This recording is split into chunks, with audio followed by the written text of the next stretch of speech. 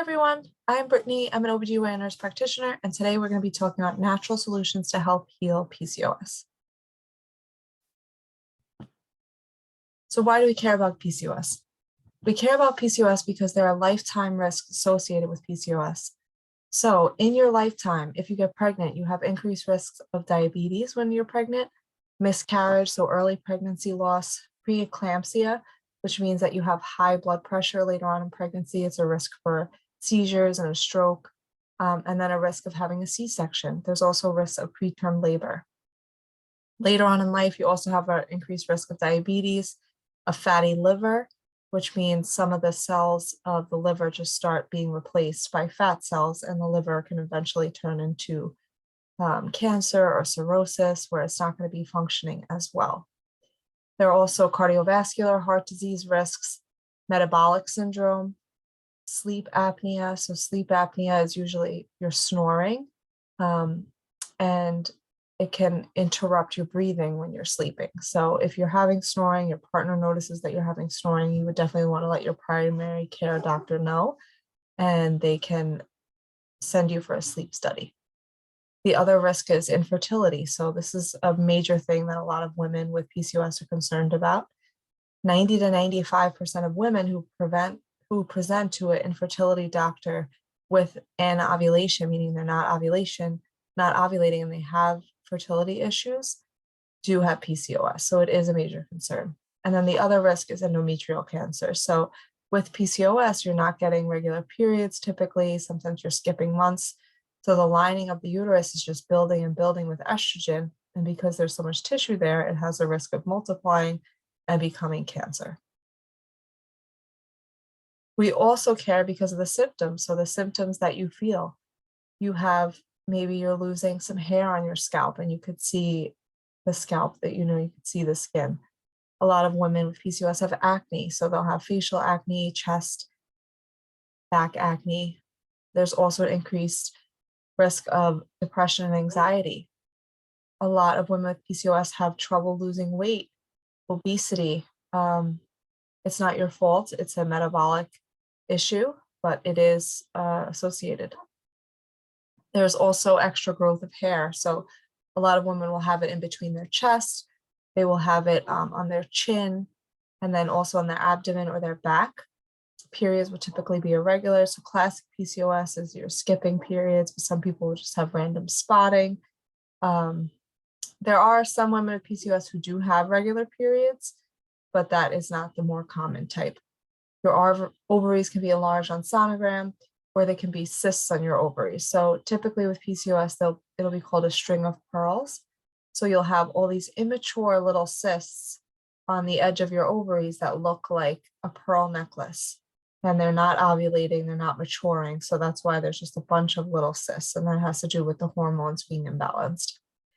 There's also something called acanthosis nigricans, which is almost like a velvety rash. You could see it on the back of your elbows, the back of your neck. It's like a darkened area of your skin. The clitoris can be larger than normal, and then some women can even have a deep voice. So with PCOS, the hormones are usually imbalanced. So the main hormone that's imbalanced is typically insulin. So usually women will have insulin resistance, their insulin levels will be high. So we can check something called a fasting insulin. So we'll check it when you haven't eaten after midnight the night before. And then anything above 5 is really considered insulin resistance, but some labs go by like 20. But that's something you'd want to check yearly. Typically, male hormones will be elevated, like testosterone. DHEA is another one. Blood sugars will be high, so we could check a fasting blood sugar. And then the estrogen and progesterone levels will be off. So usually progesterone will be low because you're not ovulating. So if we check a progesterone level the second half of your cycle, it should be above 3, and most of the time it's not. Cortisol would be high. Cortisol is the stress hormone. Estrogen will be high. So if you are overweight as well, some of your extra cells can make estrogen, leading to signs of estrogen dominance. These can be signs of breast pain, migraines, And then the balance of luteinizing hormone and follicle stimulating hormone will be off. So usually your luteinizing hormone will be double your follicle stimulating hormone ratio. So these are all blood tests that we can do in the office. So what can we do about it? There are things we can do with your diet, your lifestyle, sleep, controlling your stress, cortisol levels, exercise that can help get everything in balance. So our goal is to balance your hormones and to get everything working better. So the most important thing for PCOS is diet and food. So you want to prioritize a whole foods diet, which means foods from the earth. So fruits, veggies, meat, fish, nuts, seeds, anything that God made technically. So you want to shop around the perimeter of the grocery store. So usually there, you're going to see your fruits, veggies, the meat, fish, dairy, all that kind of stuff. So that's typically where you want to spend most of your time. Veggies, you want to have, try to have green leafy veggies with almost every meal. Low sugar fruits. So low sugar fruits are like berries, nuts, seeds, meat, fish again, and whole grains.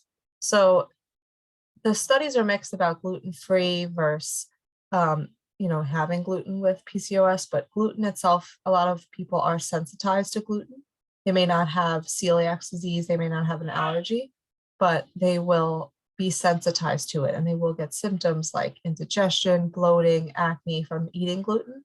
So it is a good idea to try a elimination diet where you eliminate gluten for like 10 to 21 days and see if you slowly add it back, if you notice a difference, if you notice that you're all of a sudden fatigued, tired, your stomach starts hurting, you're not having regular daily bowel movements, then that might be a sign that you have a gluten sensitivity.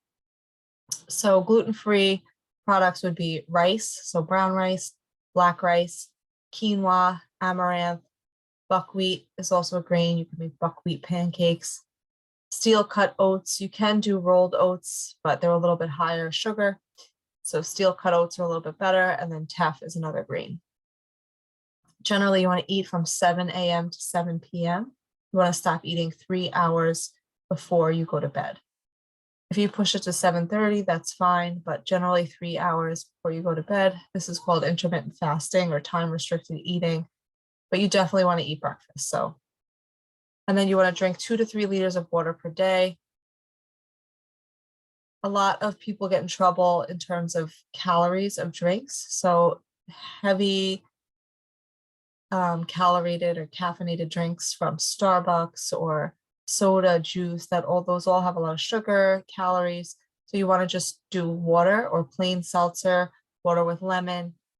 And then you want to make your coffee yourself. So you can add a little coconut oil, a little butter if you want, a little almond milk, but you want to make it yourself so it's not loaded with added sugars and everything from, say, Starbucks. Tea is also good. Matcha tea is great. And you want to limit your alcohol. Breakfast. So with PCOS, there was a great study done out of Israel that showed that women with PCOS who ate their biggest meal at breakfast did the best. So they had lower testosterone levels, they had higher pregnancy rates, they had lower insulin levels. So you want your biggest meal to be breakfast, you want a medium-sized lunch, and a small dinner. A lot of women with PCOS, their metabolism will be off and they'll say, I'm just not hungry when I wake up, and they won't eat till say 12, 1 o'clock. But that is because your hormones are off, and that is going to slow down your metabolism. So even if you're not hungry, just eat one hard-boiled egg or just eat a little something, with ideally within 30 to 90 minutes of waking so that you can get your metabolism kick-started. So what are the best breakfasts for PCOS? We don't want to eat, standard American diet. We don't want to eat bagels, muffins, Kellogg's, Frosted Flakes. That kind of stuff is going to ramp up our blood sugar and is not good for PCOS. So the best kind of breakfasts are low sugar breakfasts. Eggs and veggies, if you want to make an omelet, avocado, sweet potato toast. You could take a sweet potato, cut it long ways, put it in the toaster, put almond butter on that, put eggs on that. Chia seed pudding is another great breakfast idea has a lot of fiber, so it helps you go to the bathroom. You can make a big breakfast salad. So a lot of people think that breakfast has to be, typical breakfast foods, but you can eat leftovers from the night before. You can eat fish and veggies. It may take some time to get your palate used to it, but it is fine to do that. Also, plain Greek yogurt. So with yogurt, you want to be careful because a lot of yogurts, they will have tons of sugar. They'll have like 18 grams of sugar. So you want to get a full fat yogurt. You don't want low fat. You want a full fat yogurt, and you want it to have low sugar. So some of them can be sweetened with stevia, maybe have 2 grams of sugar, but you want to try to get the plain Greek yogurt if you can. If you want to go dairy free, they have coconut yogurt. They even have almond milk yogurt. And then you could add flax seeds, chia seeds for some fiber, some berries. If you want to do oats, you can. So you can make oatmeal. I just wouldn't do it every day, maybe once or twice a week. And then you could add peanut butter, almond butter. You could make a chia jam. You can always message me for recipes for this stuff. And then also buckwheat. Buckwheat is a super grain that helps with balancing blood sugar. And then you can make buckwheat waffles. You could also use almond flour, coconut flour. Those are all gluten-free options as well. They also make gluten-free cereal. It is more of a processed food, but if you're really looking for something, you could try that. Okay, so what should your meals be like? Every meal should have protein. So protein should be about the size of your palm. The best choice is usually fish, chicken. You can do red meat, usually maybe once a week. But fish, chicken, those are going to be your best options. You could also do 2 eggs or half a cup of beans or legumes like chickpeas. You want to try to incorporate healthy fats at every meal. So maybe half an avocado, some olive oil, ghee, coconut oil, also veggies. So 1 to 2 cups of veggies or a combo of fruit and veggies. Usually you want half your plate to be veggies, a quarter carbs, and a quarter meat. So to optimize PCOS, you want to try to have 6 to 8 servings of vegetables a day. This is a lot, I know, but this will really help bring down your inflammation and help with your symptoms. Also 1 to 2 servings of low glycemic fruit. The best low glycemic fruit are berries, blueberries, raspberries, strawberries. But really any fruit is fine, that just the low glycemic are a little bit better for PCOS. You want to have about a half a cup of slow carbs 1 to 2 times per day. We'll go into what those are. Quarter cup, small handful of nuts, or you can have 1 tablespoon of nut or seed butter, like almond butter or cashew butter, and then 6 to 8 glasses of water. You also want to have a glass of water before a meal. This will help you feel a little bit fuller before you eat. Beans are great for weight loss. They're great for insulin and blood sugar levels. So you want to eat beans 2 to 3 times a week. So black beans, lentils, white beans. Also, tofu is a great source of soy, tempeh. So processed meats, bacon, sausage, they are inflammatory to the body. So you really would only want to have those about once a week, or red meat once a week. If you do get red meat, you want to get grass-fed, organic. Like we said, include the healthy fats. And then you want to try to eat fatty fish per week, 3 times per week. Fatty fish is very anti-inflammatory. It'll lower insulin, lower cortisol. So you want to choose low mercury options. So high mercury options are like shark, swordfish, even tuna fish. So you would want to go for salmon, sardines, anchovies as your first choice. Okay, so carbs.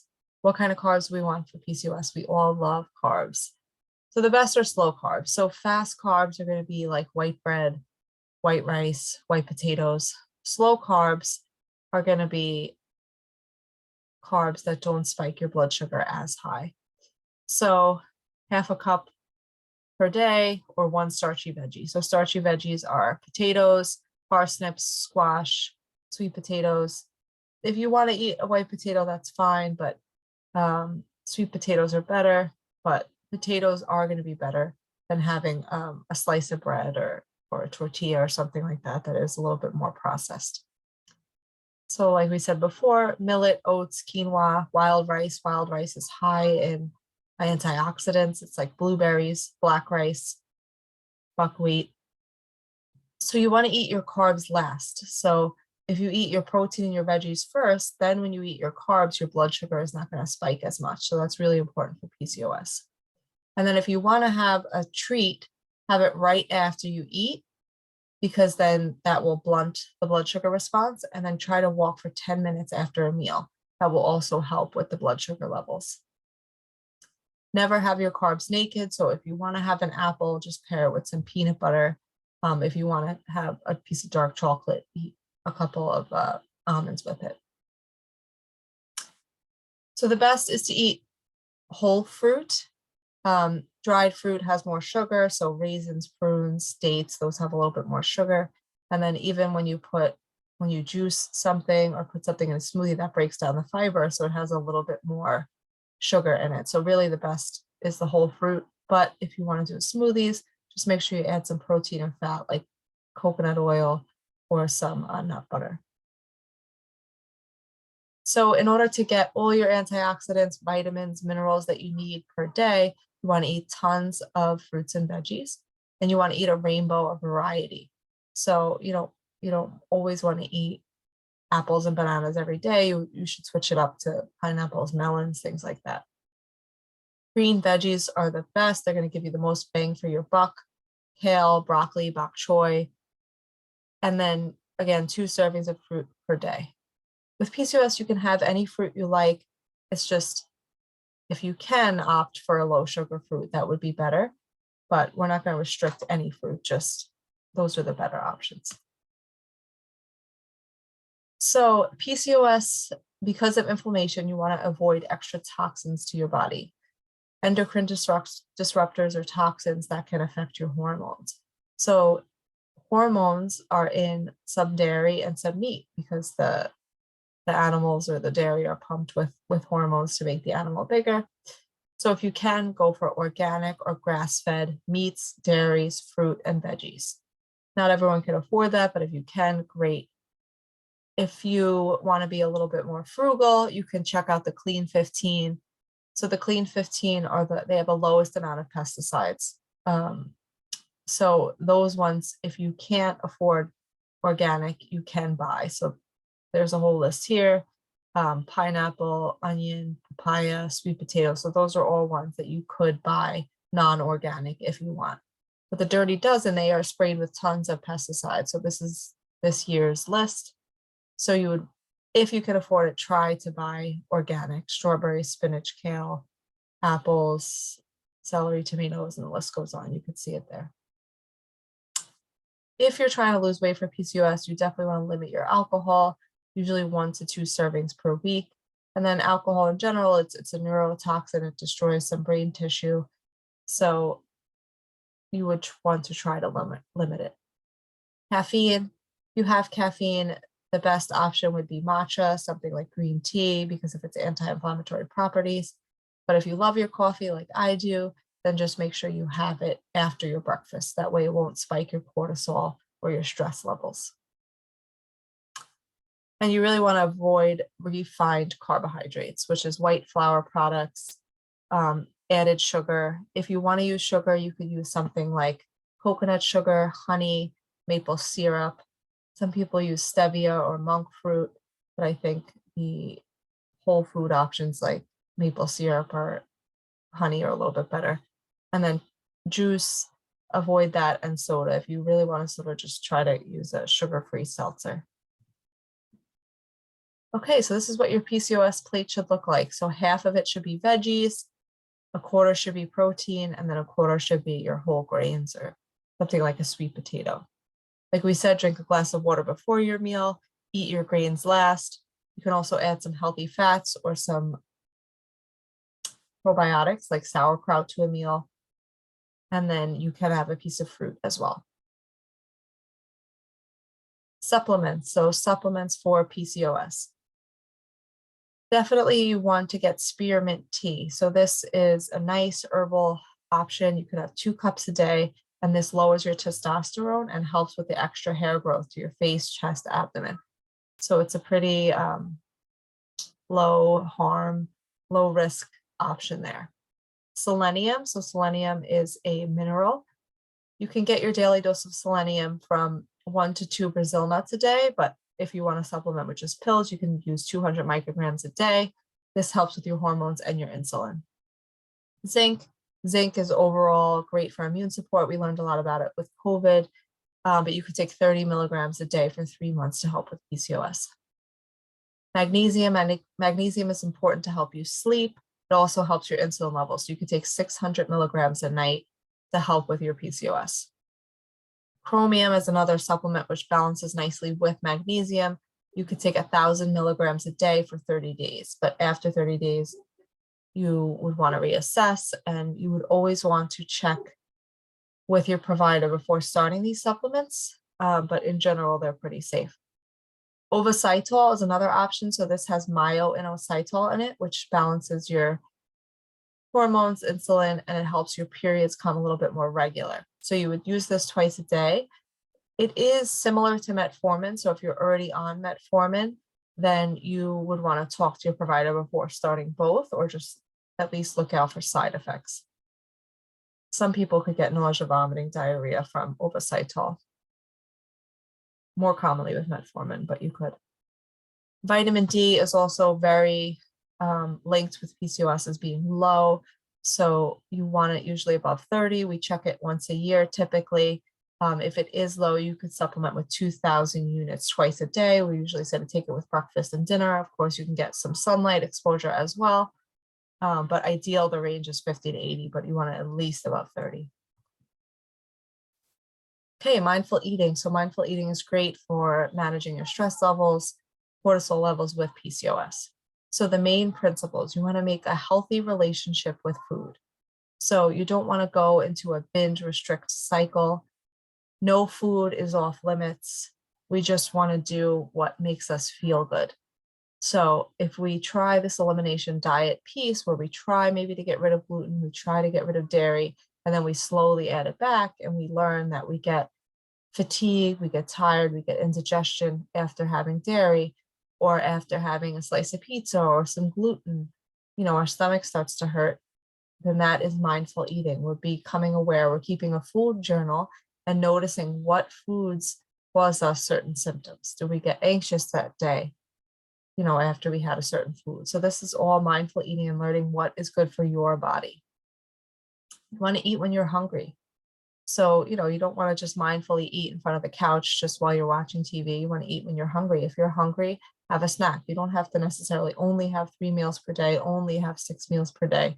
Eat when you're hungry and keep an emergency snack on you. That way you don't get into a food emergency. You have an apple, you have some beef jerky sticks, you have some nuts at the ready in case you are hungry, and you have something healthy options that you can grab. Stop eating when you're full. So if you're aware of the blue zones, so these are areas where people live the longest in the world.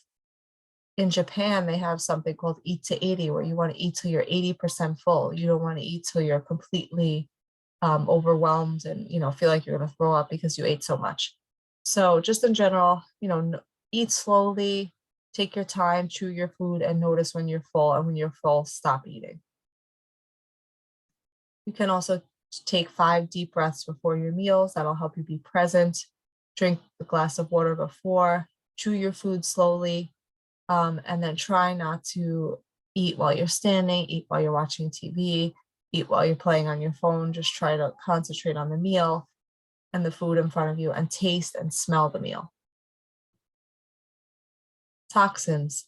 So there are endocrine disruptors. So these are chemicals that can affect your hormones. So there's BPA, phthalates. These are contaminants that are in our everyday products that we use. So our laundry detergent, our soap, our lotion, our shaving cream, our deodorant, the food that we cook with, the stuff that we use to store our food. So even menstrual products. So it would be a good idea to switch to organic pads or tampons.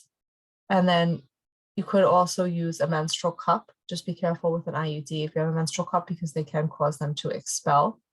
Organic foods, again, check to make sure things are BPA free, phthalate free. You want to try to not use plastics, definitely not heat up plastics in the microwave.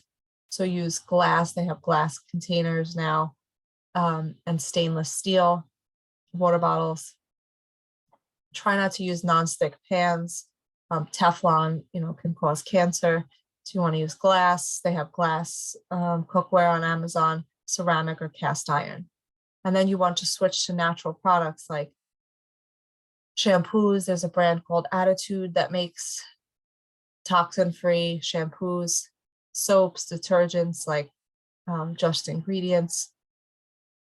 And then you could check the environmental working group. So they list products based on their safety. And then also Thrive Market has great organic toxin-free products. Exercise. So the recommended amount of exercise for adults in general is 150 minutes of moderate intensity physical activity per week. This is usually about 30 minutes for 5 days a week. With PCOS, we just have to be careful about our stress hormones. So cortisol. So if you are over exercising, you're going to the gym 2 times a day, 7 days a week, just running, doing tons of cardio, that's going to increase your cortisol level. So the studies are even mixed on exercise, whether it actually helps with weight loss or not. Sometimes with exercise, you get hungrier and you eat more. So with PCOS, they did a study that if you do weight training, using weights, resistance training, 2 times per week, women had better blood pressure, better glucose, insulin results, and then they ovulated more regular and had more regular periods. So definitely add weight training in 2 times a week. You can get some free videos on YouTube that you could just use, 8, 10-pound weights at home. You don't have to buy a gym membership. And do what exercise you enjoy. So if you like spinning, if you like ballet, if you like walking, do whatever you're going to do, because that will be the exercise that you commit with, and that will help. Acne. So acne is another common symptom of PCOS. So a lot of women with PCOS, maybe they were on Accutane when they were younger as well. So dairy can be inflammatory. So a lot of studies do show that if you eliminate milk, some even show cheese can cause acne. So just try dairy-free if you have a lot of acne and see if that helps. You can try gluten as well because it is inflammatory. And then eat in anti-inflammatory foods, berries, turmeric, matcha, green tea, olive oil, green leafy veggies like kale, tomatoes, nuts. All of those will be good for your skin. Drink plenty of water. 3 liters of water per day will help your skin. And then there is a prescription medication that we use in the office called spironolactone. This blocks testosterone, so that also helps with acne. You do need to be on birth control if you're on it. And then you can also try the spearmint. So 2 cups of spearmint tea a day will lower your testosterone levels and also help with the acne. Sleep. So sleep is linked to poor PCOS outcomes if you're not getting enough. So if you're sleeping less than 6.5 hours a week, you have increased risk of weight gain, cardiovascular disease. Sleep apnea is also a common symptom with PCOS. So like we said before, sleep apnea, if you have snoring, your partner notices you have snoring, ask your doctor to send you for a sleep study. So when you have sleep apnea, you have periods of time where you're not breathing, and that can impact your next day where you're more tired. You're not going to be as alert and optimized for the next day. So you want to sleep at least 7 to 8 hours of sleep per night in order to function optimally with PCOS. Bright light exposure in the morning. So usually within a couple minutes of waking, you want to get up, go outside, just look outside and be exposed to the sunlight. The regular indoor light is not going to cut it, so you need the exposure from the bright light in this outside, and that will help you. That will help your hormones be in check for your circadian rhythm so that later that night you'll be sleepy at the correct time. And then you want to avoid using screens, computers, TV, or phone at least an hour before bed, social media, because that will impact your retina and your sleep. Seed cycling. So this is another pretty easy trick that you could do to balance your hormones. So your menstrual cycle is broken up into kind of two halves. So the first half, the first day of your cycle is the first day of your period. So the first half of your cycle, you want to use flax seeds and pumpkin seeds. So you can use one or the other, you can use both, you can grind them. This, if you put them on your oatmeal, your yogurts, this will help balance hormones and PMS. So you want to use those for the first half of your cycle. And then the second half of your cycle after your ovulate, days 14 to 28, you want to use sunflower or sesame seeds. And again, 1 to 2 tablespoons a day. This is like an old ancient remedy, which has been shown to help balance the hormones.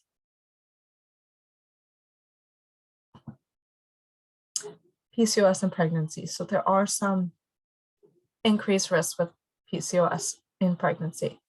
There's an increased risk of miscarriage. What can you do?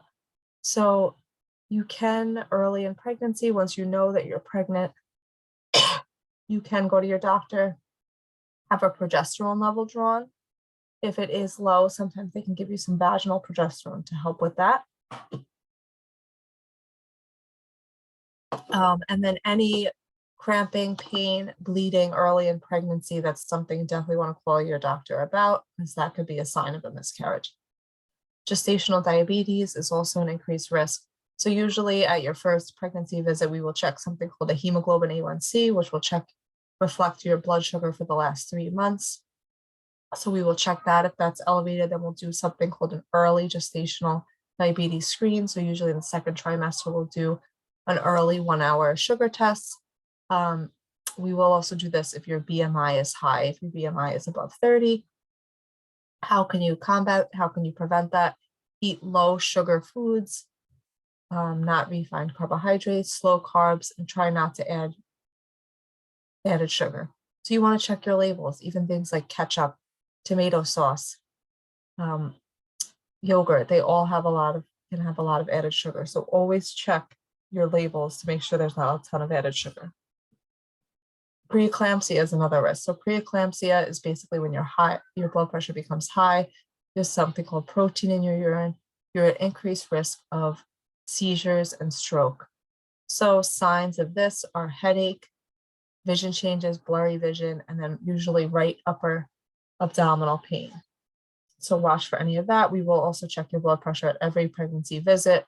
So if anything is above 140/90, that's something that we're going to check for. Typically develops after 20 weeks, but we're always on the lookout. Preterm labor is another risk. So again, when you're pregnant, any pain, bleeding, cramping, loss of fluid, so not discharge, but if your water breaks, it would be a gush of clear fluid. That's something else you would look for in terms of preterm labor. So not everyone with PCOS is overweight. There is a thin PCOS phenotype, but if you are overweight, here are some more weight loss tips that you can use. Definitely the intermittent fasting, always eat breakfast, but eat from 7 a.m. to 7 p.m., all your food in a 12-hour window. Weighing yourself is a little controversial. Some people say, it can increase your risk of eating disorders and an unhealthy relationship with your weight and your body image and all that. But studies do show if you do weigh yourself weekly or daily, it does kind of keep you on track and let you know if you've been, overindulging a little too much or something. A food journal. So there's an app like MyFitnessPal, just simply writing down what you eat. Sometimes you're not going to, want to write down that you had, a pint of Haagen-Dazs or something like that. So it'll keep you a little bit more in tune. And then I don't worry so much about the calories, but we worry about the macronutrients so that you're making sure you're getting enough protein, that you're getting enough fat, that you're getting enough vitamins and minerals per day. So that's really what you want to pay attention. Don't worry so much about the calories. As long as you're eating healthy food, That's what's important, the quality of your food, not the quantity. So you want to follow the 80-20 to 80-20 principle. So 80% of your meal should be healthy. 20% can be what you enjoy. If you go to a party and you want to have a piece of cake, you can have it. Just for dinner, try to have some veggies and fish and just make the next meal a healthy one. But, we don't believe that you should completely eliminate all foods, certain foods, because that can cause the restrict cycle where you really crave something. If you know you can always have it, it's not as much of a desire, but just, have small portions. You could also do a serving size, just check the serving size, and then eat until you're about 80% full. So just don't overdo it. You want to make sure you're getting enough protein. So a lot of women are not getting enough protein, which also inhibits their weight loss. So 45 grams of protein per day. It's usually about 0.8 grams per kilogram per day, but average woman is 45 grams of protein per day. So track it again in MyFitnessPal, make sure you're getting enough. And then always keep an emergency food stash. So in case you get hungry, an example is like the airport. The airport always has really unhealthy options like McDonald's. So you don't want to be stuck there and the only option you have is McDonald's. So if you bring some food with you, then you have a little bit healthier of an option. Stress. Stress, again, is important in terms of managing our cortisol levels with PCOS. So how you can do this, meditation, there's apps, or even YouTube, you can do a 5-minute meditation, even just simple deep breathing, just taking 5 deep breaths. Journaling, it is a good idea to journal. Just there's something you could do called a brain dump, where you wake up and everything that's bothering you, you can just write it, take a minute, write it out, pick out the piece of paper, rip it up, and that just helps you get that off your mind. Yoga is another good option, Tai Chi. Remember, too much cardio increases your cortisol, so just balance the amount. And then another good idea is a gratitude journal. So every day, just write something that you're thankful for, something that you did good that day, just to, keep a positive mindset. And then if you try to spend some time outdoors every day, that helps with sleep, and that helps with mood and preventing anxiety and depression.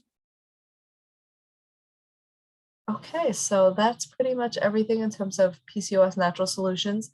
I will be also emailing you a PCOS pantry list, PCOS recipes, PCOS prescription, and always send me a DM if you have any questions. And if you live in New York, I also do consultations, or you can come to my office on Long Island. I hope this was helpful. Let me know if you have any comments or suggestions.